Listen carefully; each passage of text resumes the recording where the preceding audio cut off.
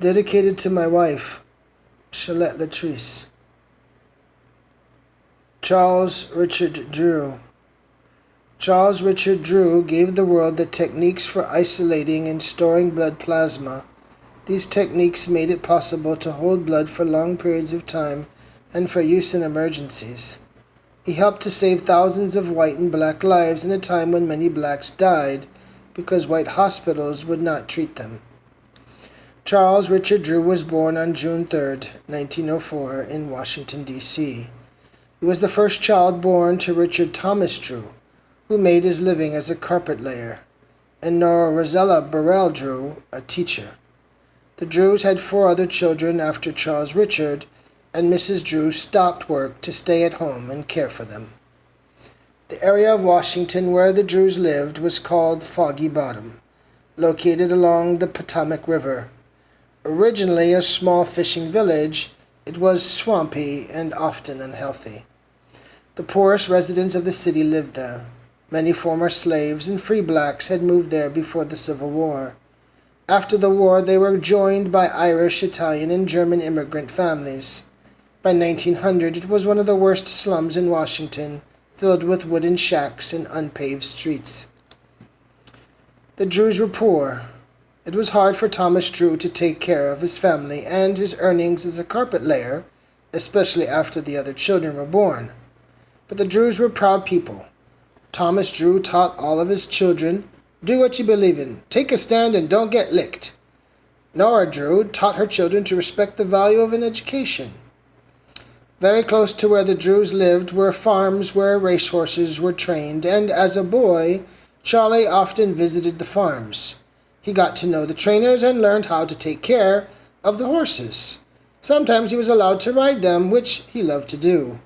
While most boys dream of growing big, Charlie hoped that he would remain small so he could become a jockey. In the early days of horse racing, more blacks than whites were jockeys. Unfortunately for Charlie, but lucky for the world, Charlie grew too big to be a jockey. In college, when he had reached his full growth, he was 6'1" and 195 pounds. He was an athletic from a very young age. As Stevens Elementary School, he played football and baseball. Stevens was built as a colored public school in 1868 and still stands on the 21st Street between K and L Streets in Washington. When Jimmy Carter was president, his daughter Amy enrolled at Stevens in 1976.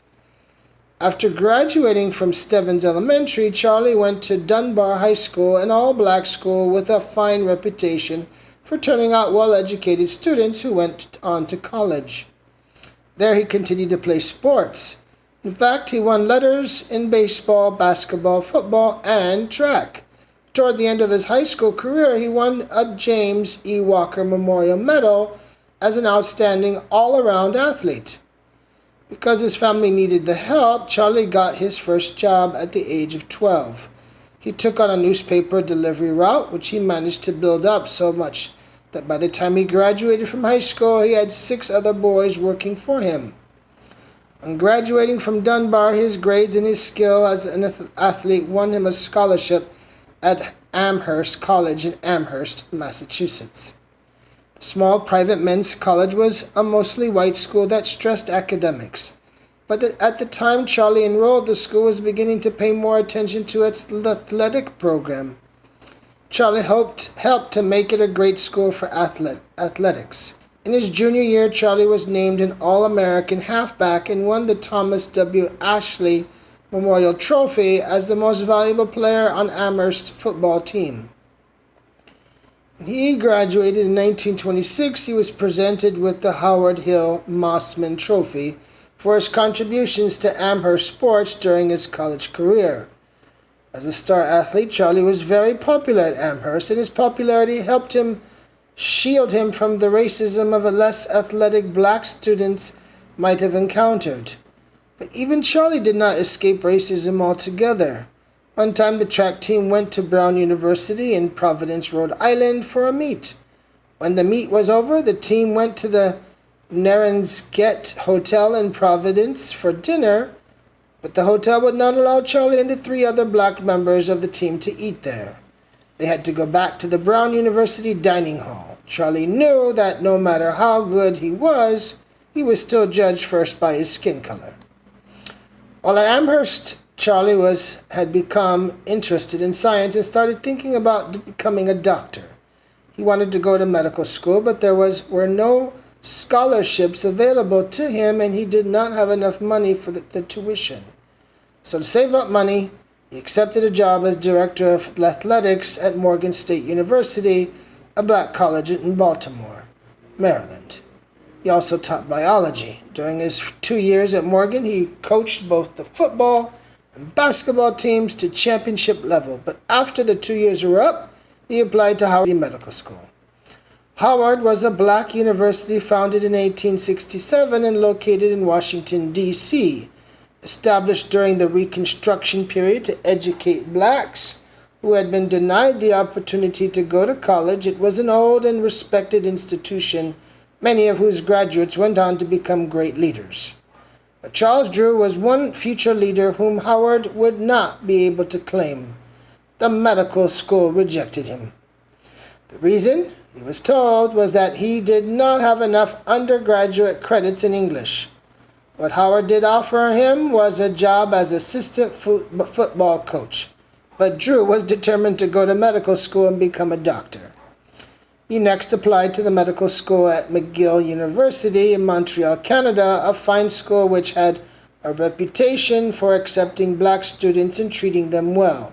He had no trouble being accepted there. At McGill, Drew continued to participate in sports. He won many Canadian championships and as a captain of the track team, achieved the all-time top score at McGill in intercollegiate track competition. Charles Drew would always be glad he went to McGill instead of Howard, for at McGill he became interested in what turned out to be his life's work. His instructor in anatomy was John Beatty, a young British doctor who was studying the techniques and problems of blood transfusion. Before the 1930s, people often died from loss of blood after accidents or surgery. Researchers had been studying the idea of replacing the lost blood with blood from other people, but they had found that the human body would reject that was not similar to its own. Dr. Karl Landsteiner, born in Vienna but working at the Rockefeller Memorial Institute in New York City, had been working on this problem of rejection. He discovered that all people have one or four different blood types, which he called A, B, AB, and O. A person who had suffered a loss of blood would not reject the blood of a donor whose blood matched or was compatible with his. Landsteiner won the Nobel Prize for Medicine in 1930 for his discoveries. The problem was that there wasn't always time to find a donor with matching compatible blood. That was the problem that interested Dr. Beatty at McGill University, and that, in turn, interested Charles Drew. They wanted to find a way to make blood readily available in emergencies. Drew almost had to interrupt his schooling at McGill University. He ran out of money. The stock market had crashed in New York City in 1929, and the Great Depression that followed had affected not only the United States but the rest of the world as well. Jobs were very scarce, and Drew couldn't seem to find work. Then he learned about the Julius Rosenwald Fund. Drew applied to the Rosenwald Fund's fellowship to continue in medical school, and he received enough money to finish at McGill. The year he graduated was second in his class of 137 students. He also won 2 major prizes. One was the annual prize of neuroanatomy, the study of the structure of the nervous system. He won the other prize, the Williams Prize, by taking a special examination and scoring among the 5 highest in the class. After graduation, Drew did his internship at the Royal Victoria and the Montreal General Hospitals. He then did a year's residency at Montreal General. John Beatty, his instructor at McGill, was also at Montreal General at the time, and the two continued to research ways to store blood for emergency transfusions. But in 1935, the two parted ways. Beatty returned to England. Charles Drew accepted a position at Howard University Medical School as an instructor in pathology. Drew was very successful teaching at medicine school that had denied him admission as a student. He worked at Freedman's Hospital, the teaching hospital of the university, and was quickly promoted to assistant in surgery and then to assistant surgeon. After 3 years at Howard, he was awarded a Rockefeller fellowship to continue his own studies, and he enrolled at Columbia University in New York City. Arriving at Columbia in 1938, 34-year-old Charles Drew began a residency in surgery at Columbia Presbyterian Hospital, the university's teaching hospital. He also devoted his research to further studying blood transfusions and the storing of blood. In the course of his research, he discovered that plasma, the liquid portion of blood that does not contain cells, could be dried and stored for long periods of time without deteriorating. He realized that blood plasma could be the basis of emergency blood supplies, and in 1939, with the aid of a grant from the Blood Transfusion Association in New York City, he set up a blood bank at the hospital. This blood bank stored deposits of blood for times when it was needed. His work in the field was exciting to the medical community, and in April 1939, Drew was to present a report on his research at Tuskegee Institute, an all-black college in Alabama. On his way to the conference, he stopped in Atlanta, Georgia. There, he met a young teacher at Spelman College named Lenora Robbins and immediately fell in love. On his way back from the conference, he proposed to her. They were married in September, settled into a comfortable home in Washington, D.C., near Howard University, and started a family. They would eventually have 3 girls, Bebe, Roberta, Charlene Rosella, and Rhea Sylvia.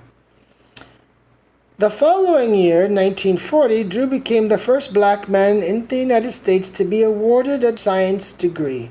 His thesis was on banked blood. Meanwhile, World War II had broken out in Europe. Nazi Germany had taken over Poland and France and was threatening England. Dr. John Beatty was now Director of Research Laboratories at the Royal College of Surgeons in London and in charge of blood transfusions for the Royal Air Force. He was running short of blood to treat the wounded, so he called to his former student for help. First, Drew traveled to England with thousands of pints of dried plasma. Then he was named medical supervisor of blood for Great Britain. He organized a huge project sponsored by the Blood Transfusion Association in New York and involving major American hospitals to supply Great Britain with all the blood plasma it needed.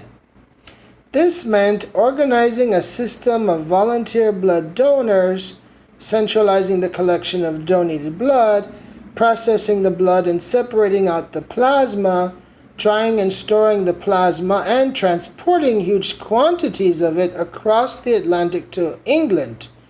Drew had the system running smoothly by 1941 when the project was taken over by the American Red Cross. By the time the Red Cross took over, the United States had entered World War II. Charles Drew was made director of the blood bank in New York. He was also named assistant director of blood procurement for the National Research Council, in charge of collecting blood for the U.S. Army and Navy. Now that the lives of U.S. soldiers were at stake, the ugly racism of America reared its head. Some whites did not want their wounded sons and brothers receiving blood from black people. Even though there was no scientific evidence that blood from different races was different blood, these people were powerful enough to push through a policy of segregated blood banks. The Army, Navy, and Red Cross freely admitted that the new blood segregation policy was not based on scientific evidence but on political. This policy made blood collection and processing much more difficult. White blood and black blood had to be collected, processed, and stored separately. Only white blood could be used in transfusions for white patients. Not only was the procedure costly in time and effort, but it went against everything Charles Drew had learned about medicine. As he said in 1942, "I feel that the recent ruling of the United States Army and Navy regarding the refusal of colored blood donors is an indefensible one from any point of view, and as you know, there is no scientific basis for the bloods of different races except on the basis of the individual blood types or groups." Charles Drew was in the business of saving lives, and he resigned from the program. Charles Drew had been anxious to get back to surgery anyhow, and he returned to Howard University as a full professor and head of surgery at the medical school. He was also made chief of surgery at Freedman's Hospital. He served with such distinction that each year brought more honors, including election to the International College of Surgeons in 1946. In 1949, the United States government appointed him a surgical consultant for the Army's European Theater of Operations. He toured Europe as part of a four-man medical team looking into conditions at hospitals there and suggesting ways to improve them. Returning to the United States, he was in constant demand at conferences and meetings all over the country. In late March 1950, he was invited to attend a meeting at Tuskegee Institute in Alabama. He gave his speech and was anxious to get on the road for home. But there were various delays, and he did not set off until 2 o'clock in the morning. 3 other doctors were with him in the car. Drew was not driving. All were exhausted, and in Burlington, North Carolina, Drew fell asleep at the wheel. The car ran into the shoulder of the road and turned over. Drew was instantly killed. The others suffered only minor injuries. In his short life, Dr. Charles Drew did more for humanity than most medical men could do in 2 full lifetimes. He was more fortunate than many other black pioneers in that his contributions were recognized during his lifetime, although international respect did not shield him from racism. Today, many of the techniques he developed for storing and transfusing blood continue to be used, and in 1981, his portrait appeared on the 35-cent postage stamp. The end.